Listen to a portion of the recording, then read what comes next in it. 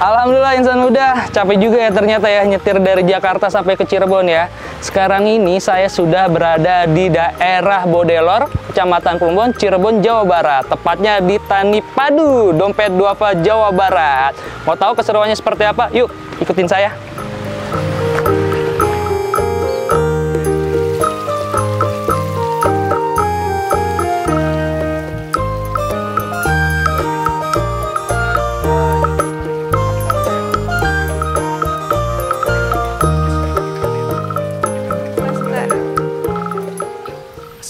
Warahmatullahi wabarakatuh. Halo insan muda dimanapun Anda berada, senang sekali pada kesempatan kali ini saya Fajri Boyem dapat hadir lagi di hadapan insan muda. Sekarang Fajri ini sedang berada di Tani Padu, Desa Bodelor, Kecamatan Plumbon, Cirebon, Jawa Barat.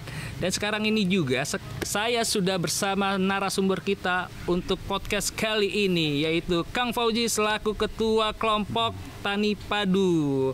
Assalamualaikum. Waalaikumsalam warahmatullahi wabarakatuh. Sehat ya Kang ya? Alhamdulillah ya, sehat ya. Oke Kang, mungkin bisa dijelaskan langsung nih Kang, untuk insan muda Tani Padu itu apa sih Kang? Jadi Tani Padu itu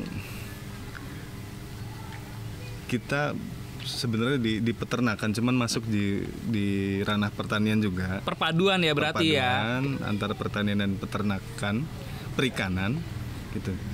Nah, cuman kita konsep semuanya ada di satu tempat gitu, dari mulai pemijahan, pembenihan sampai pembesaran. Gitu. Berikut dengan penambahan aquaponik di atas kolam itu. Nah, itu aquaponik itu apa tuh, Kang? Aquaponik itu kita menanam tumbuhan dengan konsep hidroponik, cuman tanpa menggunakan pupuk AB mix yang biasa dipakai di hidroponik itu. Nah, itu kalau jenis tanamannya seperti apa, Kang?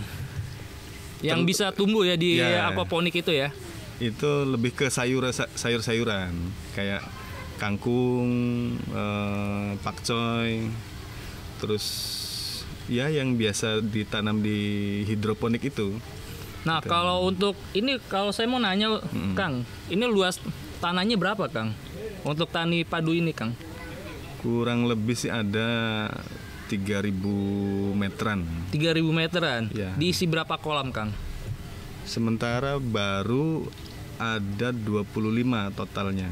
25 sama tambahan kolam indukan 2 jadi 27. Oh, ini apakah indukan semua Kang? Nah, apa ada pembenihan segala macam Kang? Ya. Kita memang di dalam dunia perlelehan itu ada 3 segmen. 3 sektor maksudnya. Sektor pemijahan, sektor pendederan, sama sektor pembesaran.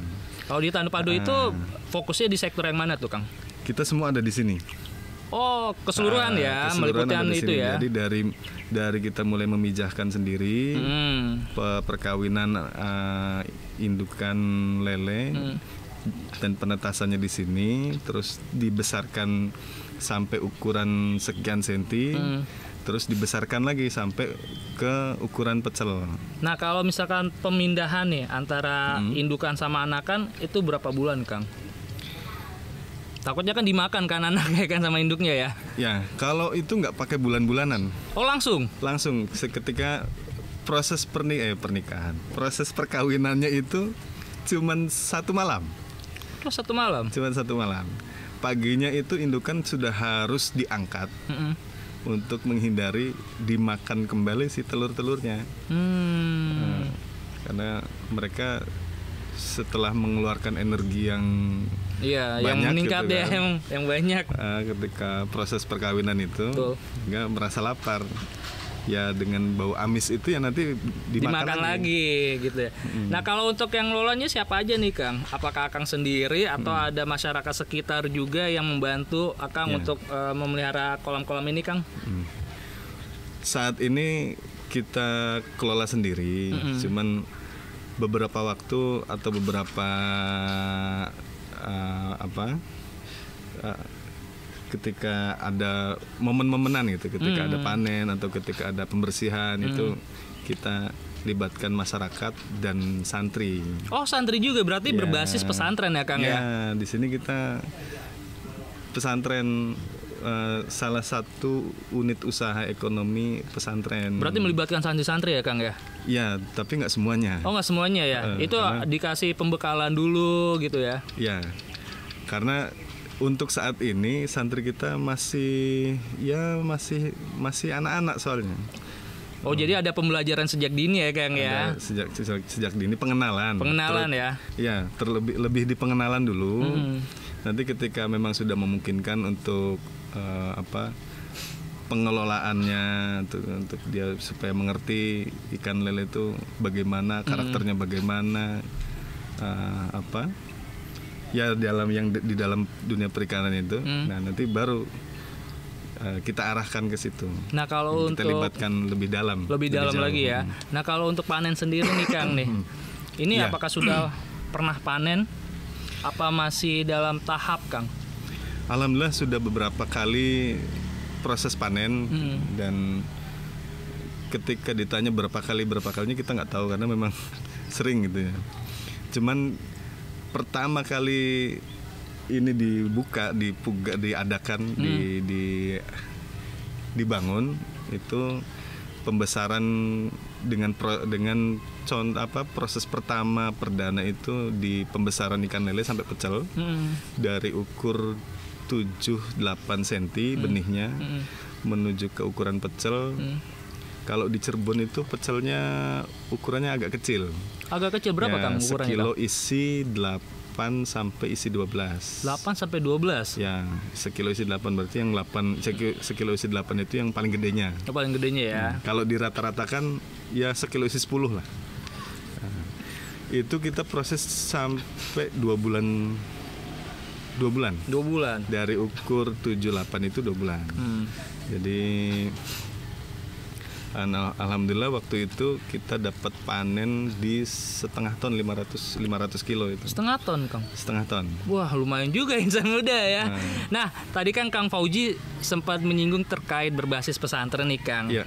Nah, biar insan muda tahu juga nih maksud dari berbasis pesantren itu seperti apa nih, Kang? Apakah setiap hari nih anak-anak santrinya yang ngebantuin Tanduk Padu ini itu dilibatkan, atau apakah ada momen-momen yang tadi Kang Fauzi sampaikan, Kang? Ya.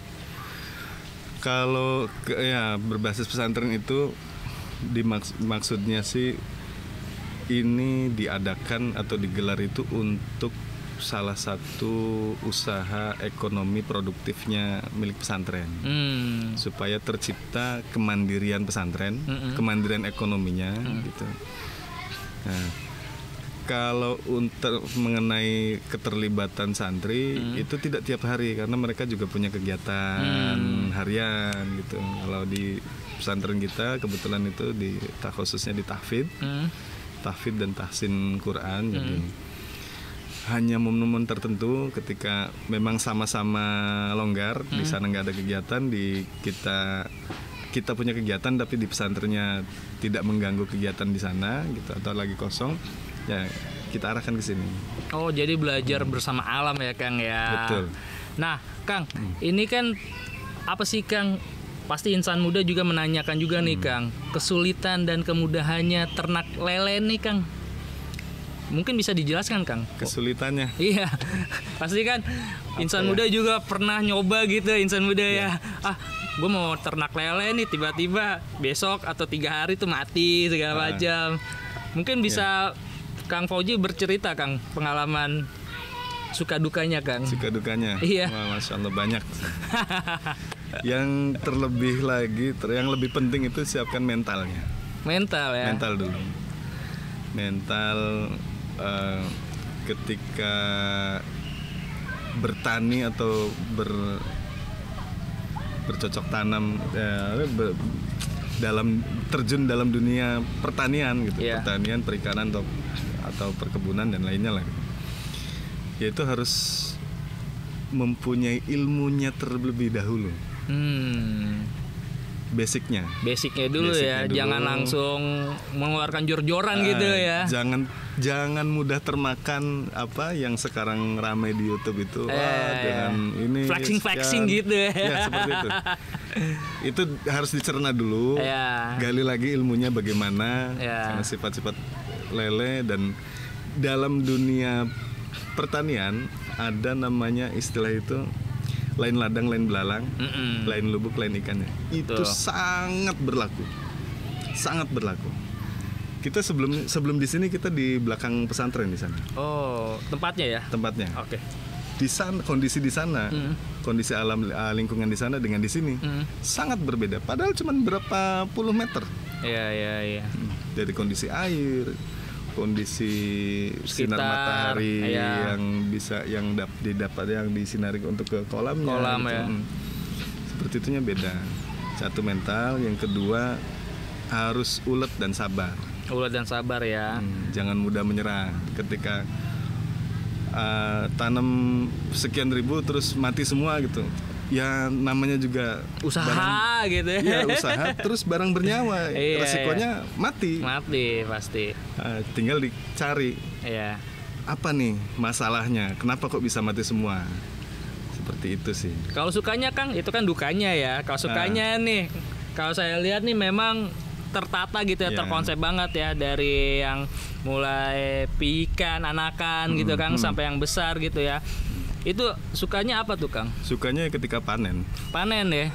Kalau proses pemberian makan segala macam itu suka nggak Kang? Menghabiskan berapa banyak makanan tuh Kang? Kalau untuk lele itu Kang, pelet ya? Pakai pelet atau pakai apa Kang? Di sini full pelet. Oh full pelet ya? Berapa pelet tuh Kang? Berapa banyak pelet Kang? Ya kalau ditanya banyaknya, ya bergantung dengan banyaknya ikan yang ada di kolam. Oke. Semakin banyak ikan yang kita pelihara, ya semakin banyak juga habisnya.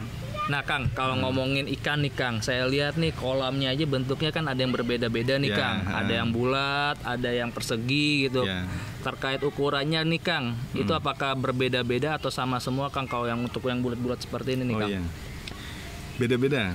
Beda-beda Kalau yang kotak, yang persegi kita yang sebelah barat di sana itu ukurannya 2x4. 2x4. Itu untuk siap panen berarti? Bukan, itu yang untuk penederan. Oh penederan. Masih di skala benih. Oh benih. Nah, kalau yang di kolam pemijahannya itu cuma beda 1 meter, 2x5. 2x5. Kenapa bisa beda begitu? Karena lahannya adanya segitu. Iya, kalau misalkan lahannya lebih dong ya. Pengennya sih lebih, karena anjurannya kalau untuk pembenihan itu dari mulai larva kecil itu dia lebih disarankan panjang. Yang panjang ya. Ya. Kalau kualitas air nih Kang, itu yang tadi Kang Fauzi sampaikan. Sebelumnya pernah di belakang pondok ya. Tapi situasi airnya berbeda gitu kan. Nah kalau untuk airnya sendiri Kang, itu seperti apa Kang kalau di sini Kang? Kok ada perbedaan antara yang di sana sama yang di sini gitu Kang? Ini juga mungkin insan muda juga bertanya-tanya ya. Kadar air yang cocok untuk lele itu seperti apa sih Kang? Yang cocok untuk ikan nggak cuma lele ya, untuk perikanan sih. Umum di pH 7, pH-nya di angka 7. Nah, cuman ada beberapa yang sekiranya itu bisa mempermudah kerja kita dan mempermudah di urusan budidaya itu. Ketika air yang langsung dari sumur bor dengan air yang langsung dari sumur gali. Nah, beda. Ketika dari sumur gali kita rasakan itu lebih bagus. Gitu. Karena airnya sudah terendapkan di situ, terkena sinar matahari gitu kan. Meskipun itu ya nggak full memang, tapi yang kita rasakan itu lebih bagus. Ada nggak sih Kang campur tangan pemerintah atau lembaga-lembaga masyarakat untuk tani padu ini Kang? Sejauh ini belum ada. Kita baru pembuatan melibatkan pemerintah itu dinas perikanan itu hanya di pembentukan kelompok budidaya ikan. Oke. Nah, kelompok budidaya perikanan. Lebih ke SOP-nya ya. SOP-nya saja. Oke. Tapi kalau lembaga-lembaga masyarakat belum ada juga. berarti selama ini masih di bawah intervensinya Dompet Duafa Jawa Barat. Iya. Nah, kalau boleh tahu nih untuk insan muda juga nih Kang, kalau Dompet Duafa Jawa Barat itu penyediaannya apa Kang? Apakah kolamnya disediain atau lahannya atau pembiayaan segala macam Kang? Ya. Lebih ke menyediakan alat-alat dan media ya.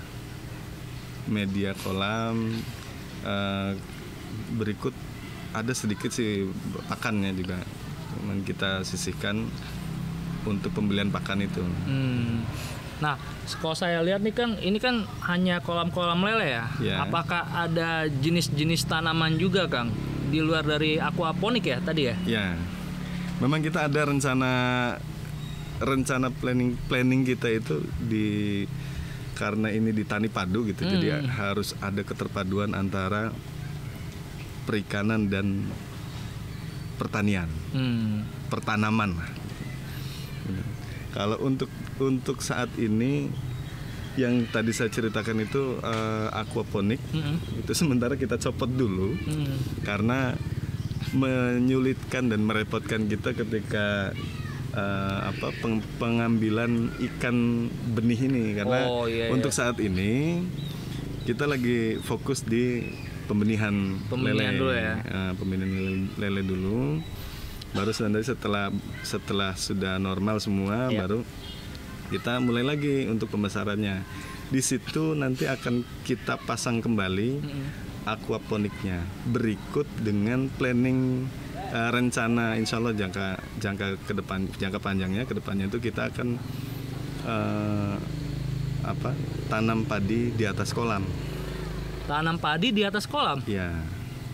Biasanya kan di sawah-sawah ya Kang. Ini kenapa di atas kolam Kang? Ya. Ya, kita memanfaatkan pupuk yang tercipta dari kotoran-kotoran ikan lele itu. Oh, bisa diberdayakan juga ya kotoran ikan lele ya? Bisa, sangat bisa gitu. Cuman catatannya pakannya pun harus yang sudah terfermentasi, artinya ada campur tangan bakteri di situ.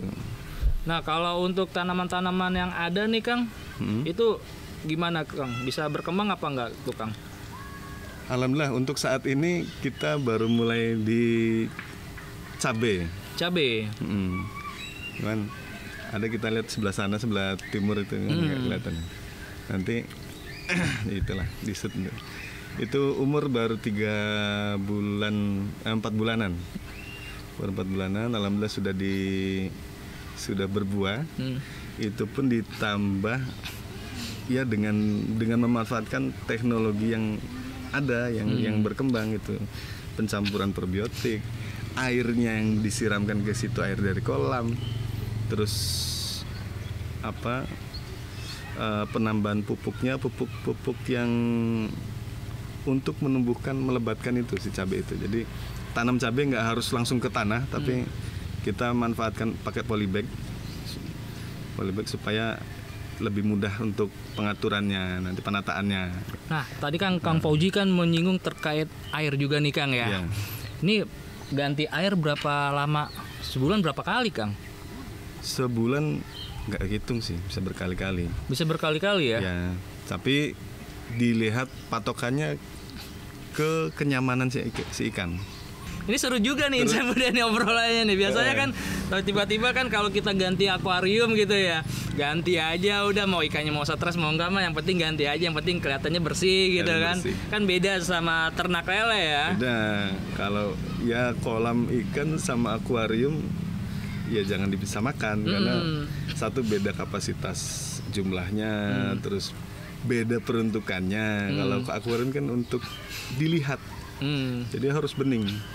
Kalau kolam begini yang dicari malah harus hijau. Lumutan berarti? Apa gimana Kang? Nah, hijau itu. Soalnya saya pernah ngelihat gitu Kang di sekitar rumah juga gitu kan. Itu hijau lumut Kang, tapi ikannya itu banyak Kang, lele-lelenya itu banyak gitu. Itu sebenarnya apakah bukan hijaunya lumut itu. Oh bukan, itu apa sih? Alga itu. Oh alga. Ya. Ketika air itu hijau itu, pandangan mereka tuh si ikan itu akan tersamarkan. Jadi dia nggak bisa berarti melihat. Sinar matahari tetap masuk apa? Tetap masuk. Tetap masuk ya? Tetap masuk. Cuman kan nggak seperti ketika kala bening itu kan. Iya, nyorot banget tuh ke air tuh. Iya gitu. ya.